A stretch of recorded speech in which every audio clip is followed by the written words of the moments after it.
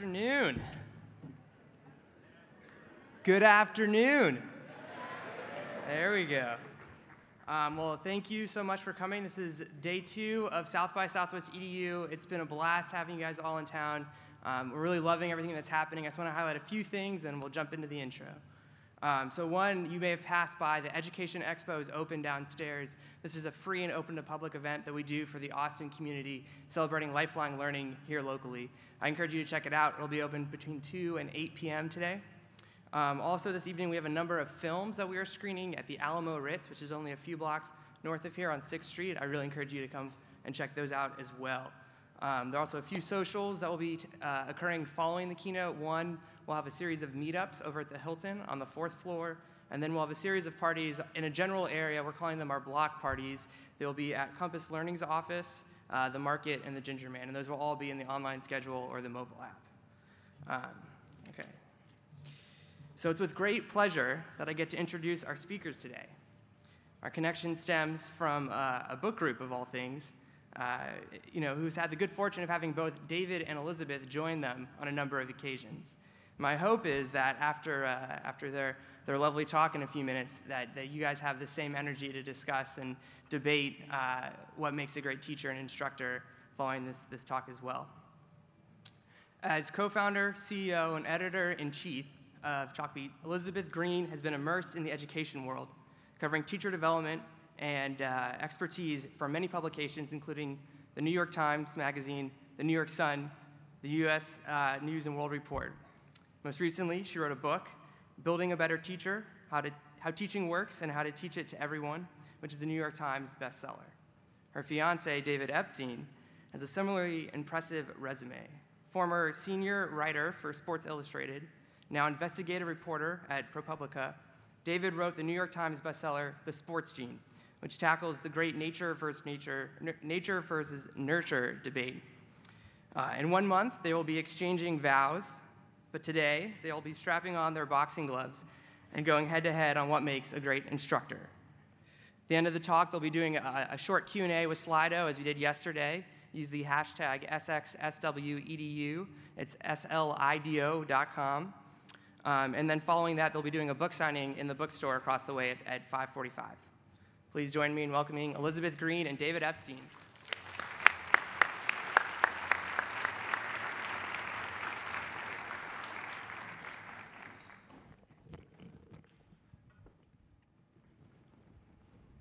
Open the door and walk in.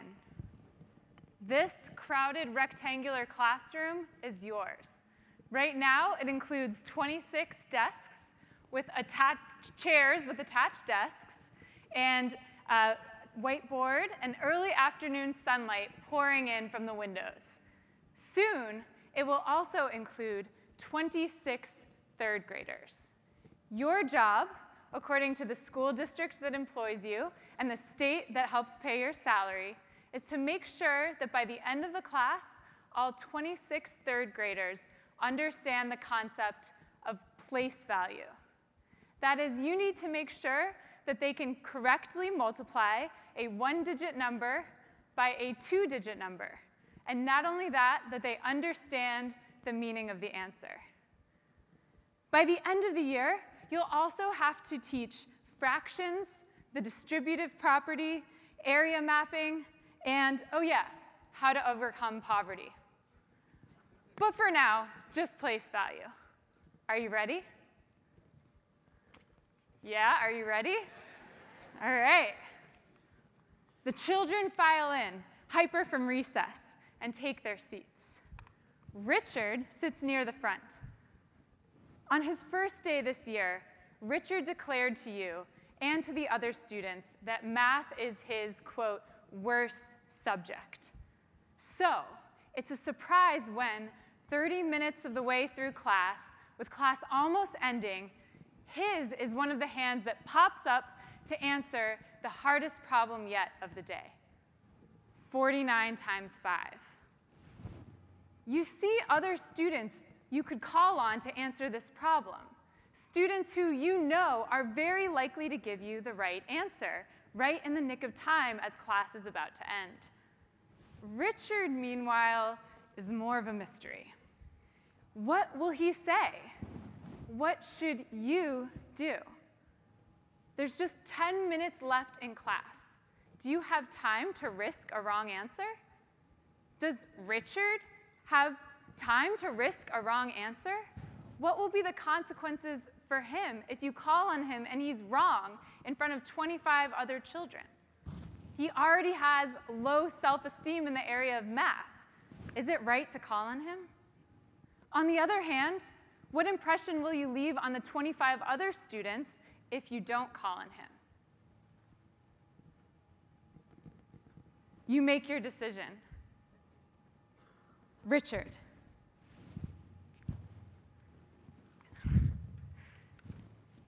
Okay, he walks to the board, and he writes his answer.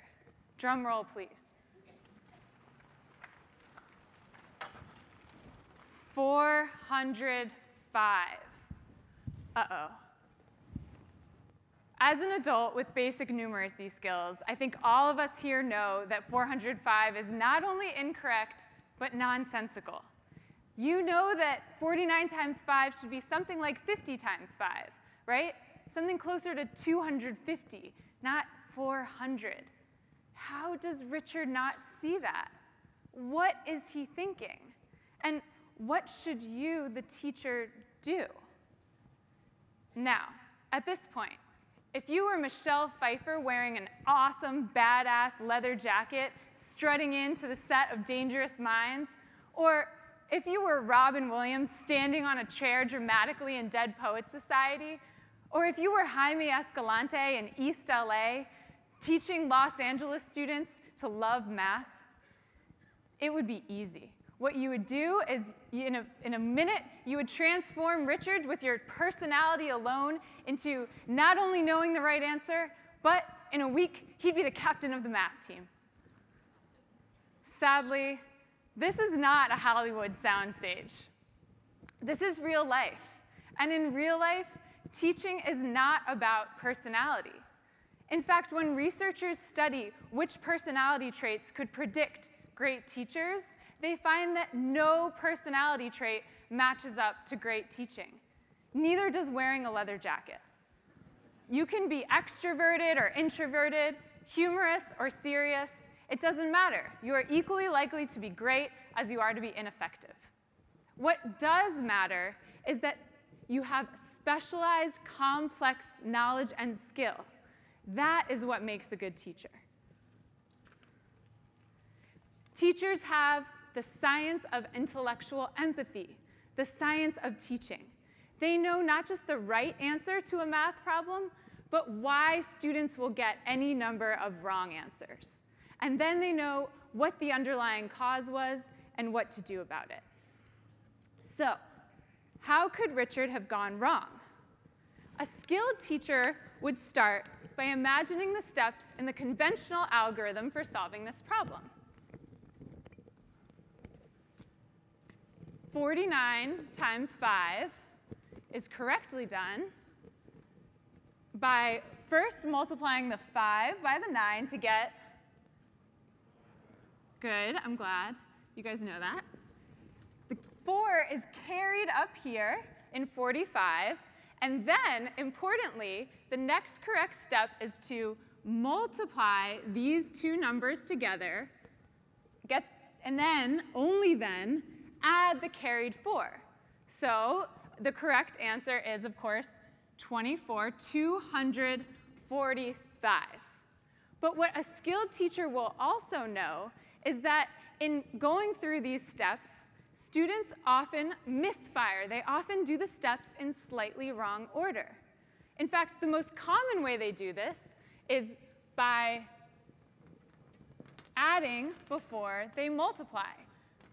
So they take the carried 4, and they add it to the 4 first, and then multiply the sum by 5. So 8 times 5 is 40, or 405. And the skilled teacher, moreover, will know that the reason a student would get this answer wrong in just this way is because of an underlying misunderstanding of place value. The skilled teacher, in other words, would note not just the right answer, but how the student got the wrong answer. And of course, this is just one wrong answer on 1 minute of one lesson on one day of one school year in one subject. Elementary school teachers, of course, teach as many as 5 additional subjects. A teacher does not just need to know in the moment why Richard answered 405. She also has to know in the moment every other mistake that her students will make, why, and what to do about it. Teachers are, in other words, like doctors. They need to diagnose errors. Except, unlike doctors, they don't just face one patient at a time. They have as many as 150 patients a year with evolving misunderstandings that they need to target.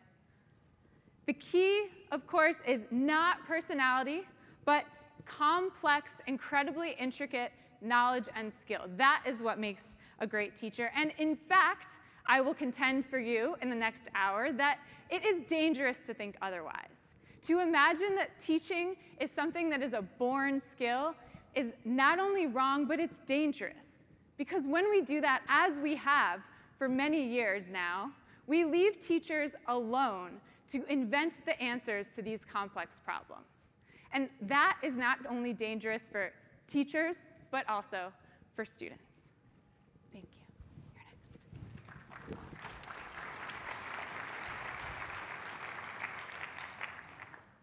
My co-panelists did a beautiful job of explaining how complex and specific a skill teaching is. Now, I come from the area of sports teaching and learning, sports skill teaching and learning, so this is a little bit of a different audience for me, but I'm going to start in my comfort zone by using a sports analogy. So I want to tell a story of sports skill learning that I think is relevant, and I want to do it starting with this man, Barry Bonds, who hopefully you can see up on the slide there. Now, he's notorious for a variety of reasons, of course. Whatever you think about him, one of the best hitters in Major League Baseball history. Here he is at the 2003 Major League Baseball All-Star Game with his arm around a woman named Jenny Finch. Now, Jenny at the time was one of the best softball pitchers in the world. Barry spotted her through a media crowd, kind of pushed people aside, threw his arm around her and said, "Hey, I've seen you pitch to all those little girls. Come pitch against a man. I'm going to show you how a man hits." You can kind of see her looking skeptically at him, right? And he unfurls his peacock feathers and says, "No, really. Come face me. I'll show you how a real man hits. And bring a net because I'll hit you in the face with the ball." This is how Barry flirts with women. Tell him to hit them in the face with the ball. Works every time, I'm sure. And she doesn't go for it, so he keeps saying, no, really, I want the world to see how a real man hits. So bring a cameraman so we can film it. And he had a right to be cocky, right? He hits 100-mile-per-hour fastballs for a living. So if he has fast enough reaction speeds to hit 100-mile-per-hour fastballs, clearly he can hit Jenny's underhanded 62-mile-per-hour pitches. Now, she pitches from closer, but she throws so much slower the transit time of the ball is actually longer, and the ball's bigger. So he had a reason to be confident. But he kind of addled her enough that she did decide to go out and see him in spring training, and she brought a net and a cameraman. And after 3 pitches, all the cameraman got was 30 minutes of his feet in the dirt because Barry missed so badly, couldn't even hit a foul ball, that he walked over and wouldn't let the guy film anymore. In fact, this went so well for Jenny that it became a TV show where she'd go around once a week and strike out the best hitter on Major League Baseball teams. Now, I want to show you a clip of what happened when she was invited to a Major League Baseball All-Star charity softball game with some of the best hitters in the game, and she was only there as a ceremonial coach, but her team went down, so they put her in to pitch, and here's a little clip of that. Now you might fire up, Piazza. Here she is facing the best hitting catcher of all time. Notice what the fielders are doing. They've seen this game. Wow. I mean, that's what I was asking Albert Pujols. You stand there and you face Randy Johnson or Pedro Martinez or Roger Clemens, and you're able to hit them at some point. And then you stand in here and face, well, they've got no chance to hit this. So he's got no chance to hit that. How's that possible? The ball takes longer to get to them. So if they have fast enough reaction speed, how is it that they're failing at what many people consider kind of the most complex and specialized skill in sports, which is hitting a ball? Well, it turns out they actually don't have superhuman reaction speeds. Major League Baseball hitters, teachers, doctors, lawyers, journalists, 200 milliseconds is the average reaction speed, no matter what field you're in. That's a fifth of a second. That's the time it takes just to recognize that a ball's in flight, for that information to cross the synapses to the back of the brain, and to initiate muscular action. Just to initiate it, not to swing. And that happens to be half the total flight time of the ball. So it's far too slow if you're reacting. Not only that, but we don't have a visual system capable of tracking an object as its angular position changes as it gets close to our head. So that advice to keep your eye on the ball, nonsense. Can't do it. You could close your eyes when the ball were halfway in if it weren't psychologically upsetting. Wouldn't make any difference, because you can't do anything. The way these hitters have learned how to do something that should be otherwise impossible is that they've learned through specific types of practice, a specific set of skills that allows them to pick up on the body movements of the pitcher to see what's coming in the future.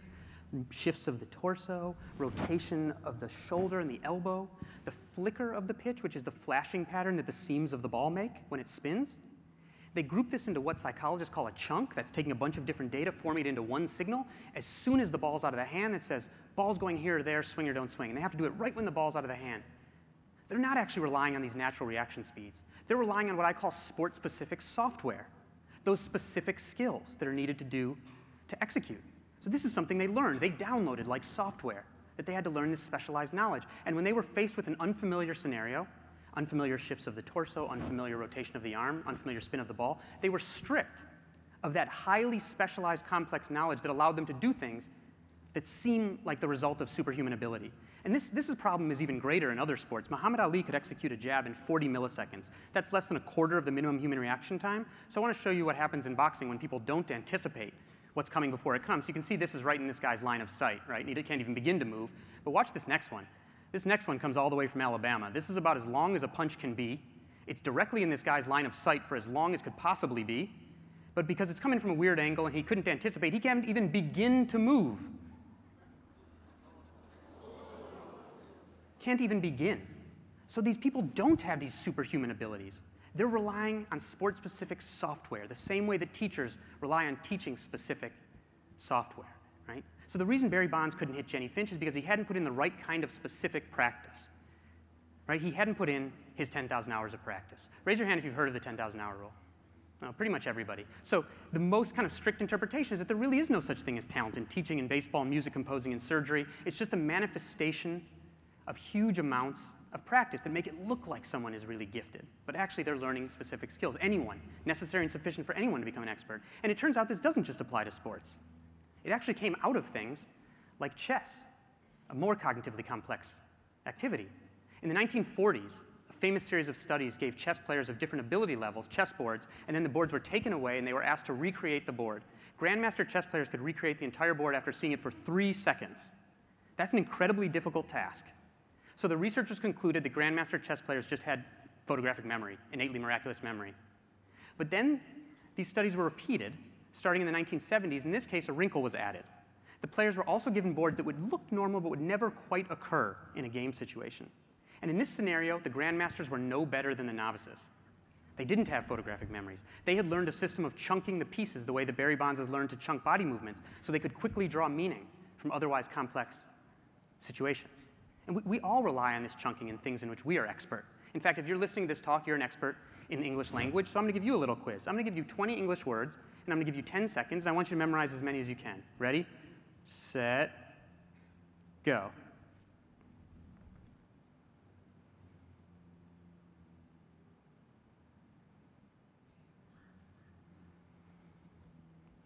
You get all those?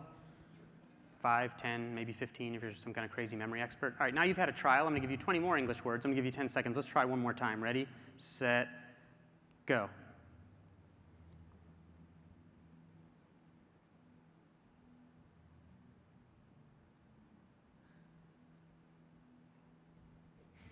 Did you do better that time?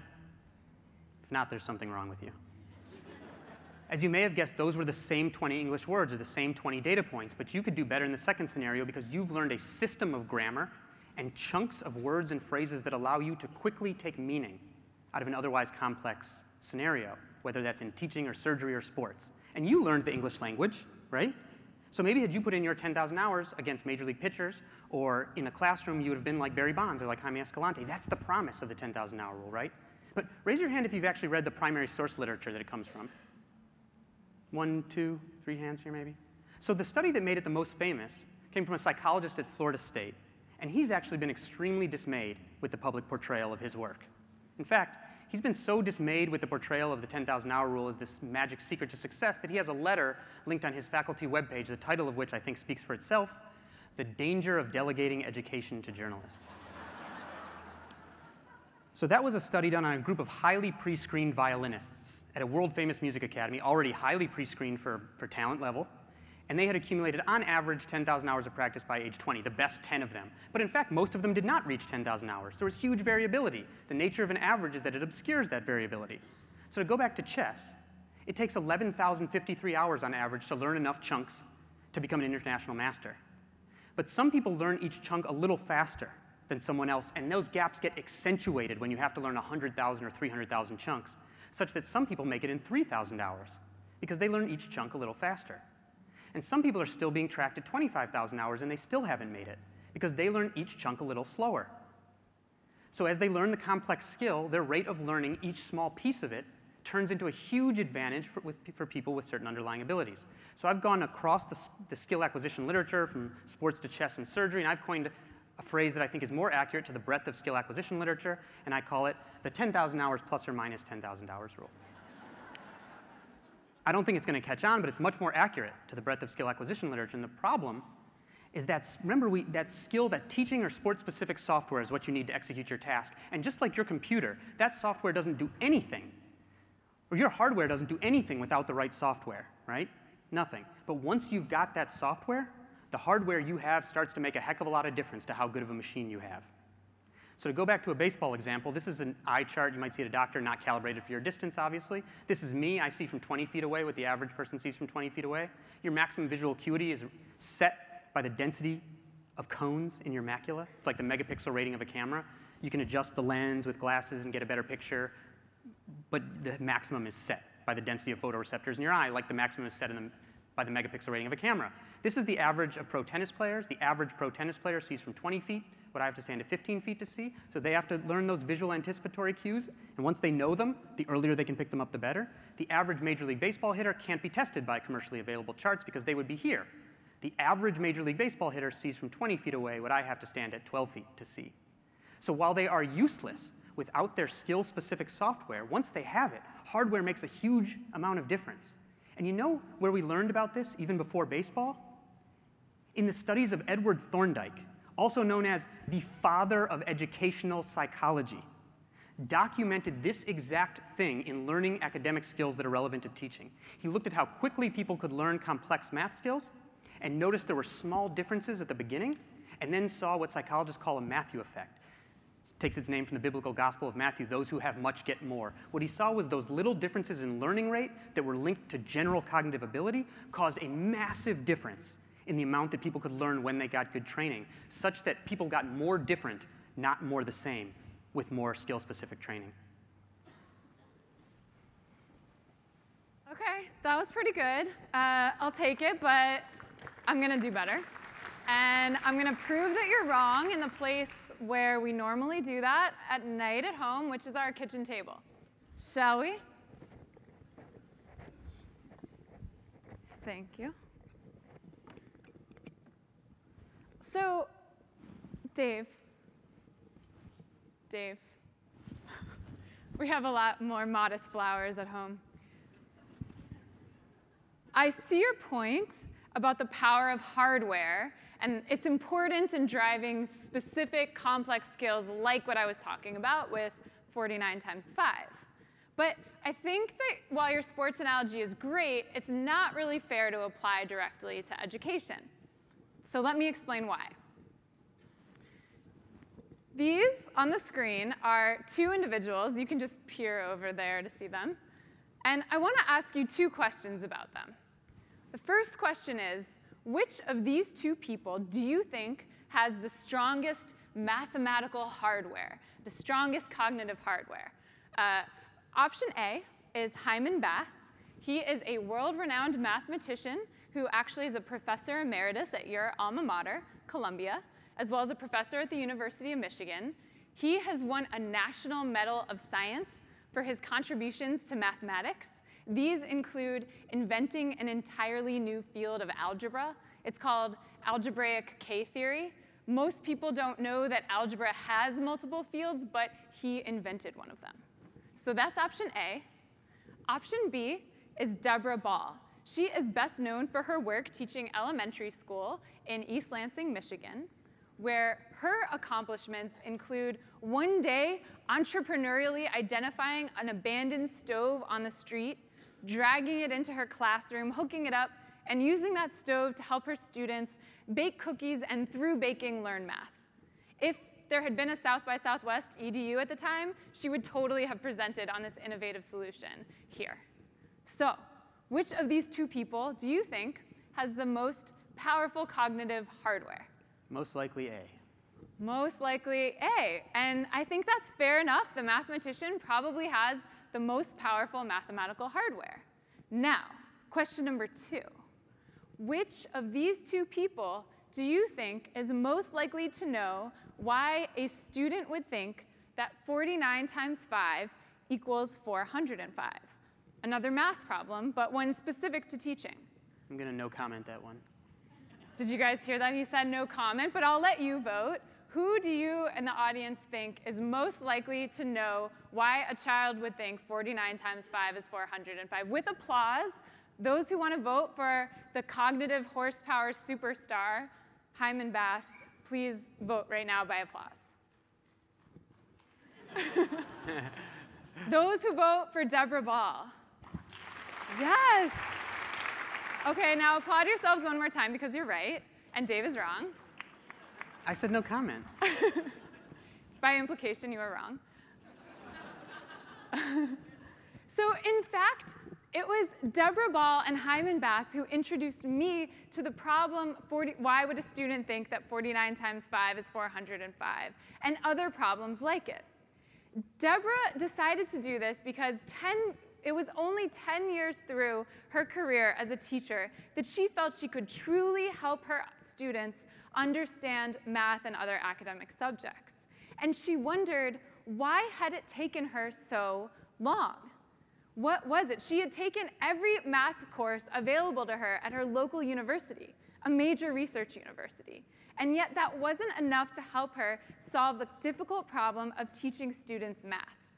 She hypothesized that the reason was that teaching requires a different kind of knowledge than simply knowing a subject well.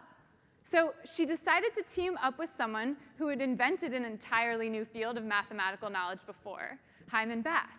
And together, they put together a bunch of problems like that one. Why would a child think 49 times 5 is 405? Why would students make other errors? What do you do to help students understand complex subjects? What problem would you design, for example, to help students understand division of fractions?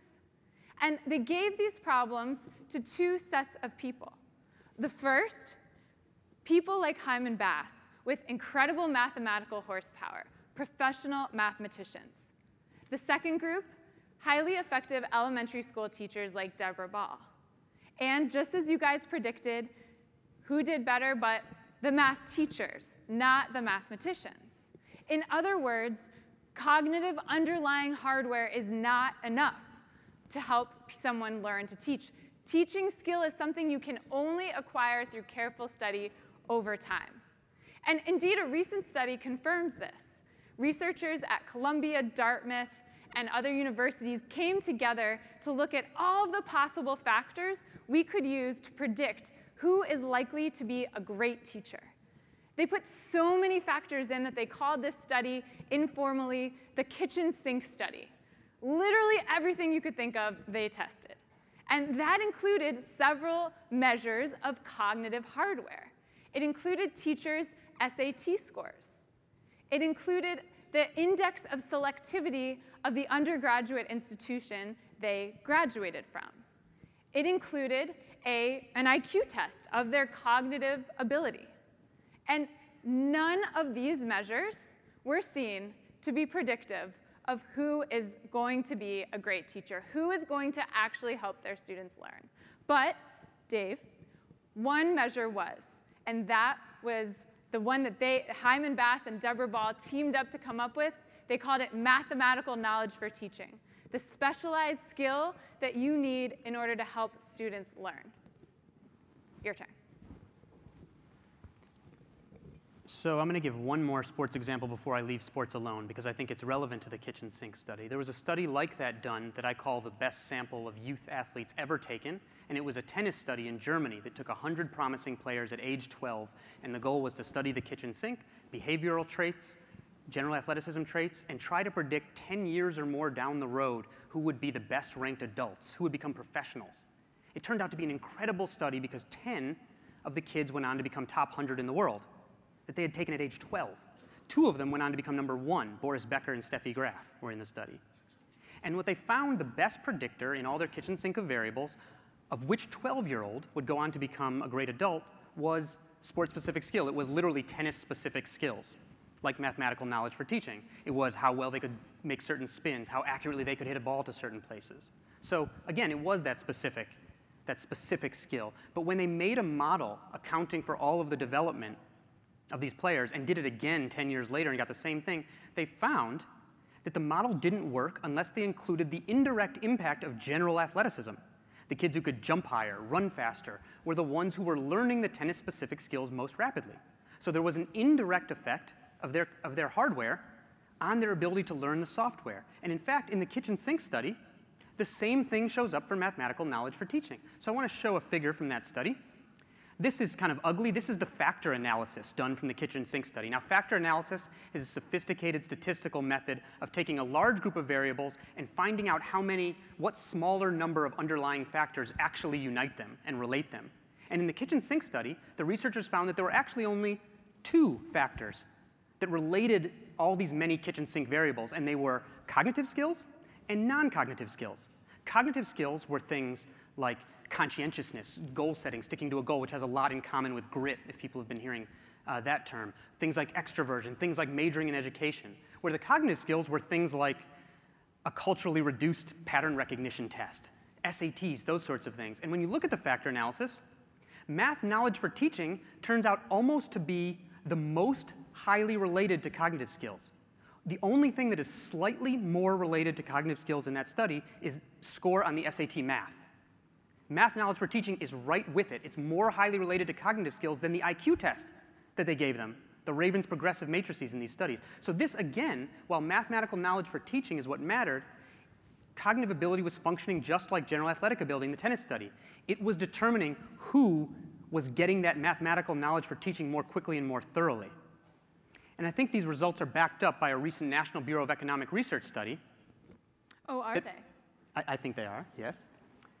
That found that in the countries that perform worst in PISA, the international assessments, Italy and Russia, the typical teacher had, in general cognitive ability tests, was on par with someone who has a high school education in the United States, whereas in countries like Japan and Finland, the typical teacher had scored on general ability tests the way that people who have PhDs in the United States do. In fact, they found that 1 standard deviation improvement or 1 standard deviation higher for a teacher's general mental ability translated to 1/5 of a standard deviation better that their students did on international testing. And the effect was even more pronounced for low-income students from low socioeconomic background. So again, this was a story of underlying abilities speeding the download of that skill-specific traits that you need to succeed.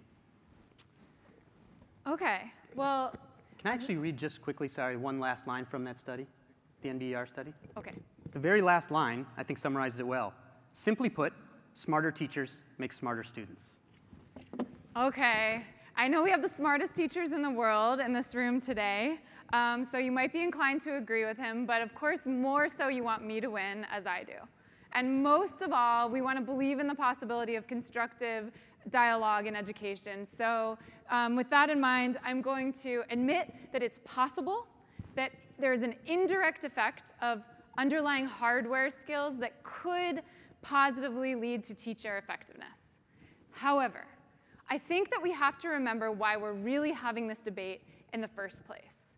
We're not just interested in the academic question of whether teachers are born or made. Why everyone is here in this room today, signed up for a South by Southwest EDU, instead of waiting a week to have some fun music and beer, is that we care about making teachers better. That is why we're here. So the other question that we must examine is, what do our assumptions suggest for policy to improve teaching across the board? And the assumption that teachers are more born than they are made leads to certain policy conclusions, which are just as important to examine as the underlying contention itself. So what does the contention that teachers are more born than made lead us to think we should do about improving teaching in this country?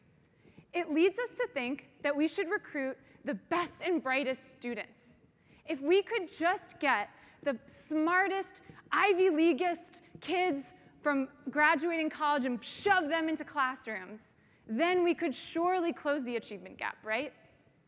Well, there is a good test of this hypothesis. It's a natural experiment that you may have heard of, created 20 years ago, called Teach for America. Teach for America did exactly this. It found a way to recruit students into teaching whose SAT scores are at the 80th percentile above. In 2010, 18% of the senior class at both Harvard and Yale applied to Teach for America. That same year, 12% of all Ivy League students applied for Teach for America. So, if this hypothesis is correct, they must have done better than their average, ordinary, mere mortal teacher counterparts, right? No, they didn't. The first 10 years of Teach for America, in fact, many studies found that Teach for America teachers did just the same as their counterparts, or in some cases worse. Indeed, one early study found that TFA teachers, students, were 2 months behind their counterpart teachers, students. This has changed over time. 20 years in, there are multiple studies finding that Teach for America teachers, in some cases, in some grades, outperform their counterparts. But why is this? Why is it that a recent study even found that TFA teachers are now 2.6 months ahead of their counterparts? If you ask Teach for America, they will not tell you that they did a better and better job of recruiting smarter and smarter teachers. They will instead tell you that they made an investment in the idea that teachers are made. They made an investment in training.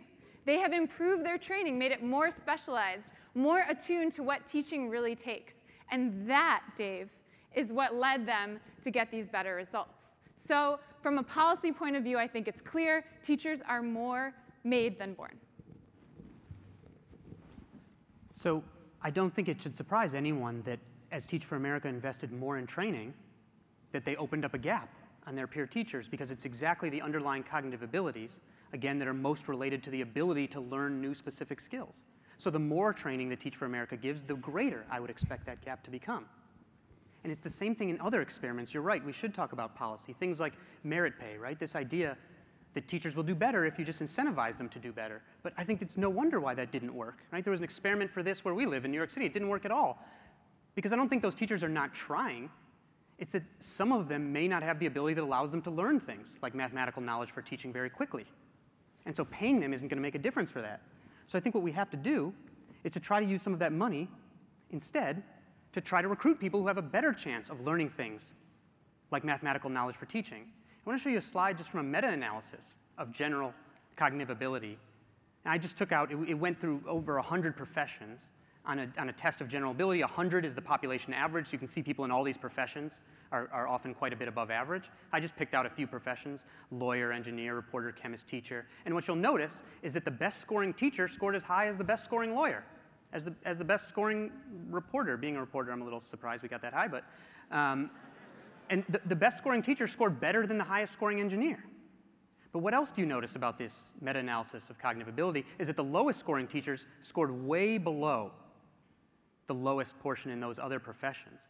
So I think if we're going to use money for things like merit pay, then the way we have to do it is to try to replace some of those people who are less likely to be able to learn the kind of mathematical knowledge for teaching that we know works for students.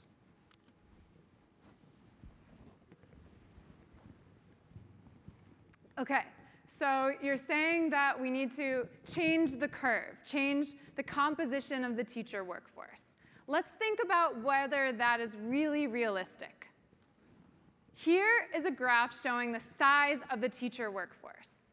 There are, as you can see here, 3.8 million teachers in this country between private and public schools combined. That is more than the total number of doctors and lawyers combined. If we think that we can really change the teaching profession, we also will have to reckon with this reality of scale. Indeed, also focusing only on one side of the teacher curve, focusing on those teachers who you hypothesize are the lowest performers related to their lower cognitive ability, that is also not realistic. This is an idea, as you know, that's been proposed by the same author of that fancy NBER paper you referred to, Eric Hanushek. He created the idea of teacher accountability, the idea that if we could only lob off the bottom part of the teacher curve, then we could really make some significant change in education. But again, think about scale, and think about the composition of the curve of teacher performance itself. The reality is that the majority, vast majority of teachers are performing in the middle of the curve. Not excellent and not terrible, just mediocre, just like our students, mediocre performance. What we need to do is focus on that middle part of the curve. It's not going to be enough to focus on the tail. Indeed, we also need to think about the fact that in the next 5 years, we're going to get nearly 3 million new teachers in American classrooms. Nearly 3 million new teachers in the next 5 years. Just lobbing off one part of the curve will not be enough to help those 3 million teachers know what to do when they step into a classroom and face the challenges that every teacher before them has faced. We need to think about improving the whole curve, and we cannot think about transforming that just through getting the best and brightest. Whew. Oh, no, I was just hot. You are hot. I agree. Thanks, honey. Trying to soften me up. So I agree that there's a scale issue with teaching because there are so many teachers, but I really don't think the issue has to be as bad as it is. Right? This is one area where I think there's a great opportunity for technology. I don't think human teachers will ever be obsolete, but I do think there's a chance to allow, in certain subjects where it's effective, technology to allow certain very effective teachers to reach more students. Not only that, but I think we can have bigger classes, and in that way, not need as many teachers to refill. In fact, the idea in this country we spent billions of dollars to have smaller classes came out of research that showed the best test scores were coming out of small classes. But it turns out the worst test scores come out of small classes too. This is just a problem of sampling error. When you take small samples, you end up with high variance. This is the same reason why if you look for counties that have the highest rates of kidney cancer, you'll find them in the same area as the counties that have the lowest rates of kidney cancer. This was a problem of what I call math knowledge for teaching policy, which was just a misunderstanding of sampling error. So we could have larger classes and allow better teachers to be a little bit more effective. In fact, I think we really need to maybe squeeze the number of teachers a little bit down as we push for teachers with a little more cognitive ability. A recent McKinsey report that examined the teaching force in countries that do differently on international assessments found that 100% of teachers in Japan and Finland and South Korea, top scoring countries, 100% of teachers come from the top third of their academic cohort, 100%.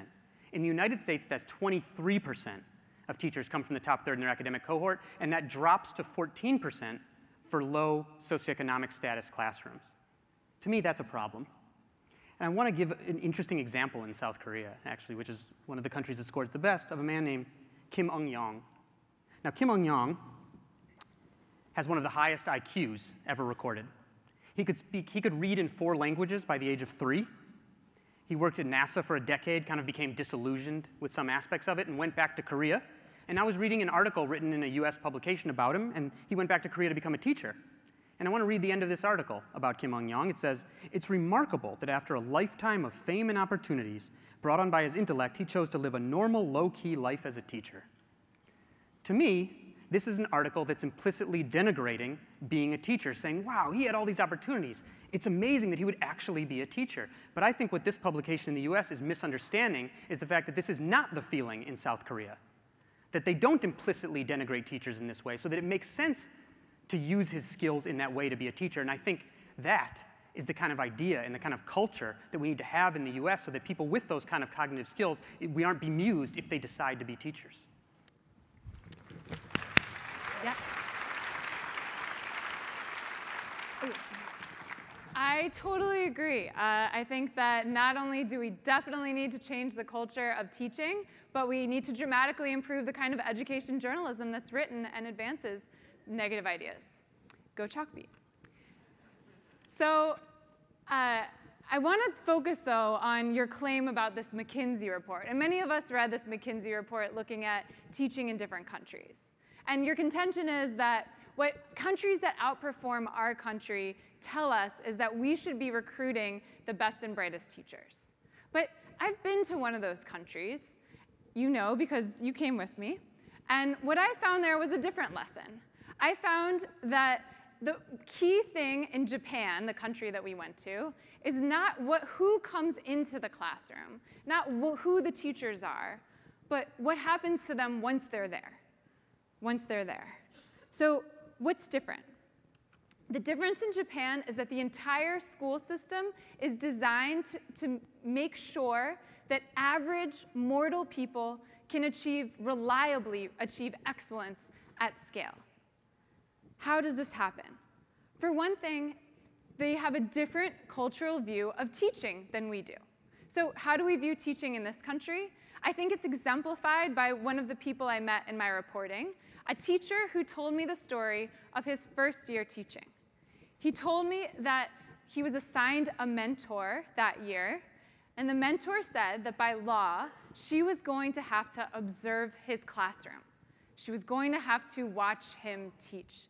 And she said, I am so sorry that I have to observe you teaching, because, she said, teaching is the second most private act. You do not want to get caught having someone else watch you do it. So, in this country, we treat teaching like Victorian-era sex. In Japan, by contrast, teaching is treated like a public good. So, what do I mean by that? Teachers in Japan will come from all across the country, as many as 1,000 teachers filling an auditorium like this, just to watch one of their colleagues teach. And then after these public lessons, they will not say, oh, that was the perfect lesson. Thank you for demonstrating the best practice for me. They will instead gather together over tea or beer and say, let's dissect that. Let's think about what worked and what didn't work, and let's learn from that. And through this process of treating teaching like a true science and dissecting it together, innovation happens very rapidly in Japan. People learn very quickly. So 2 examples. This is one of the classrooms that I observed in Japan while you, honey, were watching sumo wrestlers train. It was, I think, definitely at least equally fun, if not more riveting, to watch this classroom. And in this example, you can see one of the innovations that the Japanese have developed. So in Japan, because teaching is treated like a science, there is a technical vocabulary that has emerged to describe how to teach, for which translation words in English do not exist. Do not exist. So one of these technical words is bansho. That means the art and science of writing on the blackboard so that students can learn.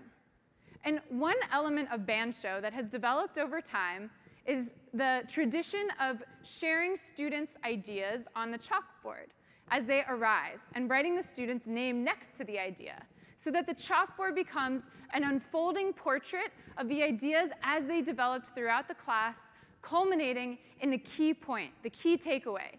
Place value means that 49 times 5 is not 405, for example. So one teacher, in using bansho and using this technique of sharing students' ideas, realized a small inefficiency. Every time a student shared an idea, she had to write that student's name on the board. And this cost maybe a few seconds that she could save, she realized, by creating pre-printed name magnets, magnets with the names of her students already printed on them. She had this idea, and unlike in our country, where, as John Dewey wrote almost 100 years ago today, that when a great teacher has an idea, it is born and then dies with that teacher. Unlike in our country, in this country, she develops the idea and many teachers quickly see it, and they adopt it because it's effective. And not only do they adopt it, they tweak it, they improve on it. So teachers begin to realize that by listing the name magnets of all the students in the class on the right-hand side of the chalkboard, they have a tool for classroom engagement. Suddenly, everyone in the whole class can easily track who has yet to participate. Mutual accountability for participation. Not only that, in this case, the teacher in this photograph here, you can see he has made an additional innovation.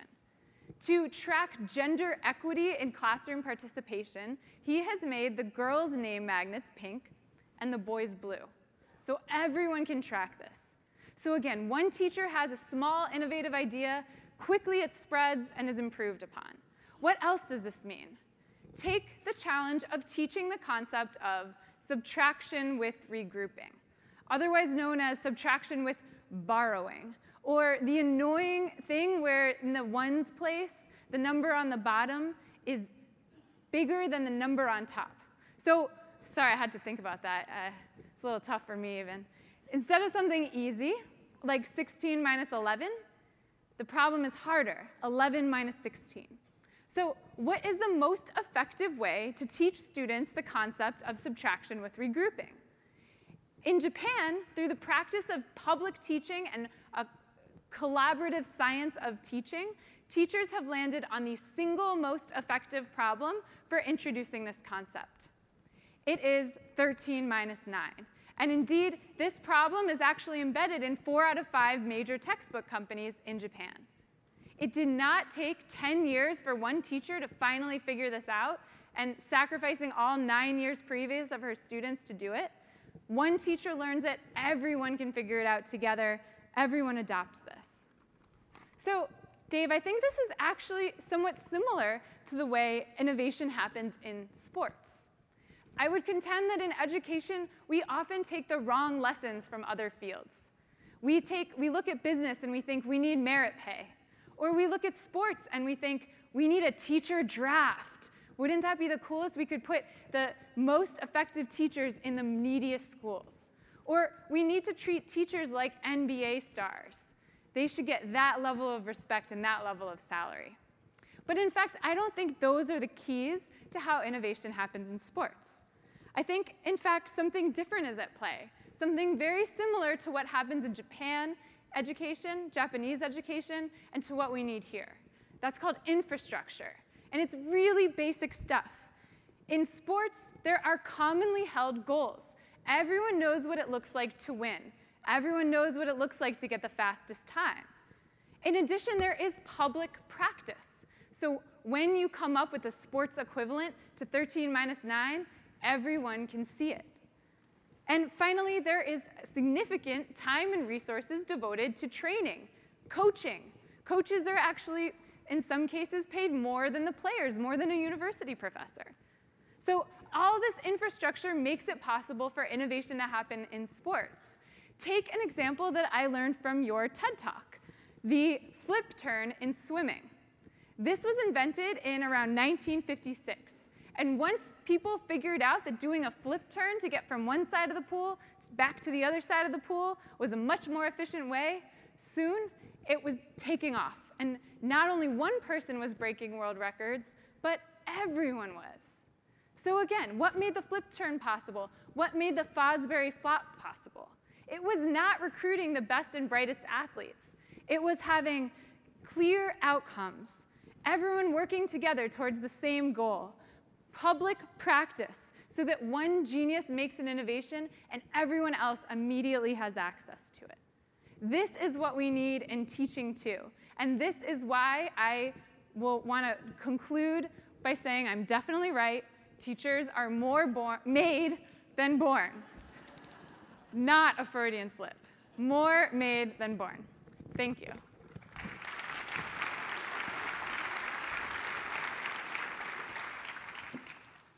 So I'm very impressed because I thought you had disproved the theory of learning by osmosis by how little you'd learned about sports living in our apartment. But I pay attention, sometimes, barely. when it serves my point.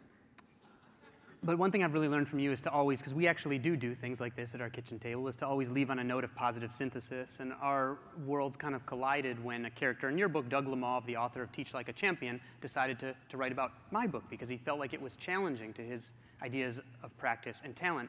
And I think I want to end by just reading a little bit of that post that Doug did.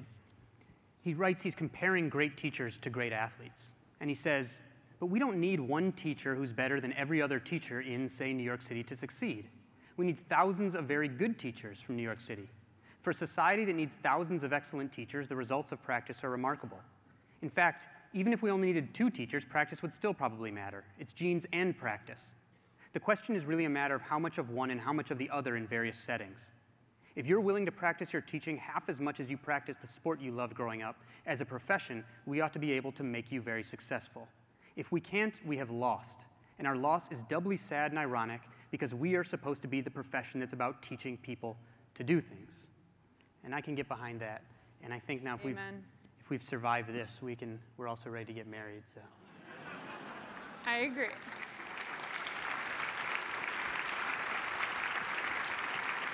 I think we have a couple Okay. We can take questions.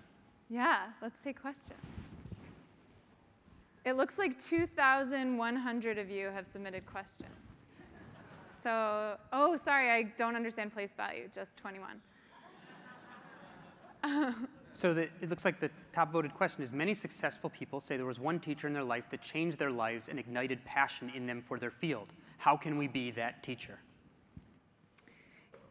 Well, I actually think that it's a problem the way we talk about the single teacher who changed our life. I realized this when I started talking about this one mythical teacher who changed my life and was corrected in public by one of the characters in my book, Deborah Ball, who I mentioned earlier. And she said, Elizabeth, really, how many teachers actually affected you? And I was forced to admit many more than one.